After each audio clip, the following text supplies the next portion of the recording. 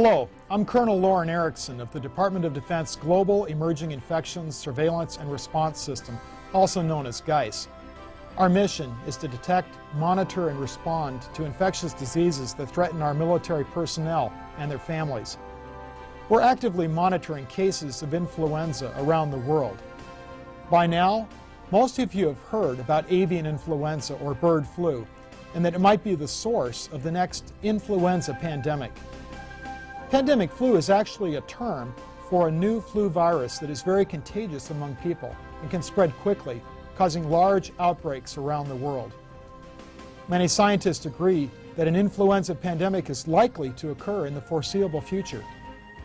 This video will describe how an influenza pandemic could affect you and help you with your preparations. Let's begin by explaining the differences between seasonal, pandemic, and avian flu. The seasonal flu is what we commonly refer to as the flu. It is called seasonal flu because more people typically get sick during the winter months. There are many strains of seasonal flu. They all cause a respiratory illness that can be spread to other people by coughing, sneezing, and touching contaminated surfaces. Many people, especially the very young and old, do get sick, and 36,000 people die each year from seasonal flu. But most people who get sick fully recover. Getting a flu shot or flu mist each year is your best protection against seasonal flu. A pandemic flu is a much more devastating event than an outbreak of the seasonal flu.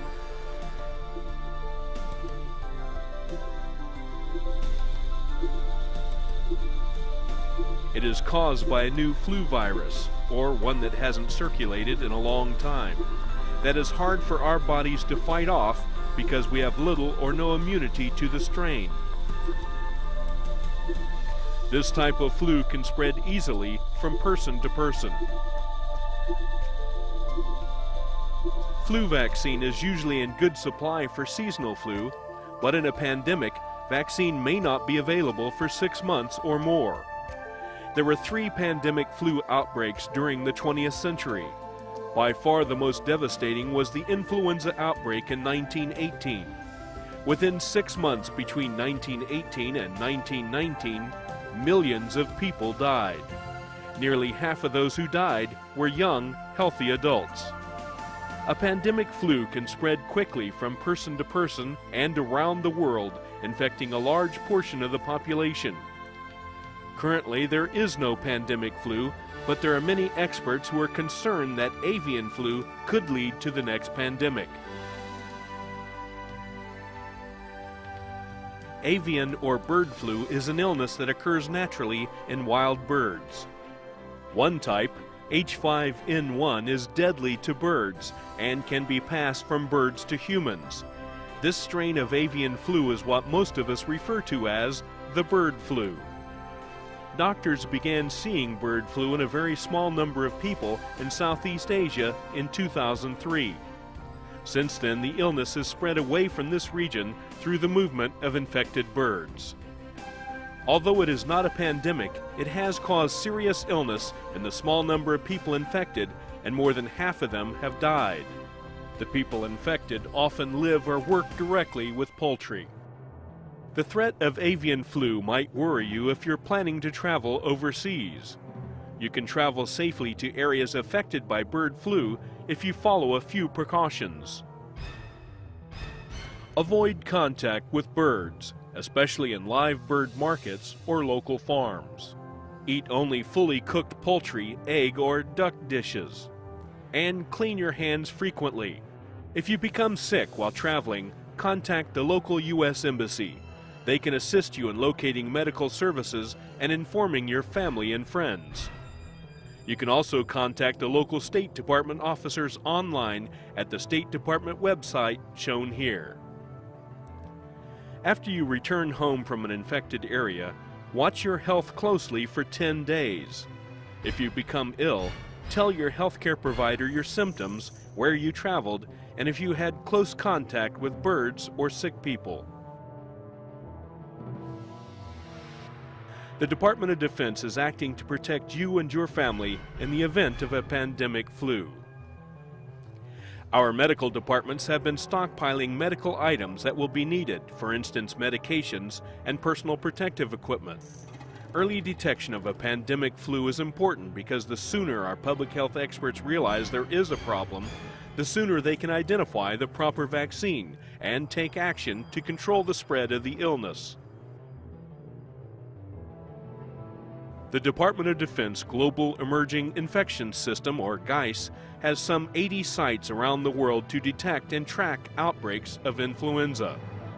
The efforts that DoD is taking will be invaluable in the event of a pandemic flu, but you cannot rely on these preparations alone to protect yourself and your family. Planning and preparing for a pandemic illness is everyone's responsibility. During a severe pandemic flu, up to 1/2 of the community could be sick and unable to work. This could disrupt virtually every aspect of daily life for up to 12 weeks. You need to start thinking about what you will do if the services you depend on are not available.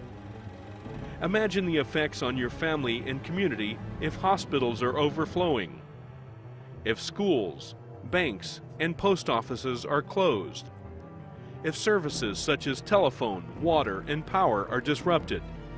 Stores may close or have limited supplies. You may not even be able to rely on public transportation. Consider that the ability to travel, even by car if there are fuel shortages, may be limited. Preparing for disruptions like these to your daily life from a severe pandemic may sound overwhelming, but you can organize your preparations in 2 main steps. Step number 1. Visit the pandemicflu.gov website.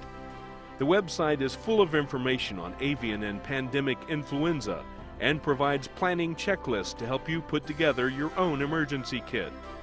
Save this website address because it will also be one of the first places you should go for information and public health guidance in the event of a pandemic flu. Step number 2.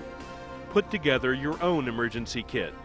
This kit will include items your family will need in any disaster. You need at least 2 weeks of food, water, and medicines in your home in the event of an emergency. You should also have a flashlight, batteries, and radio.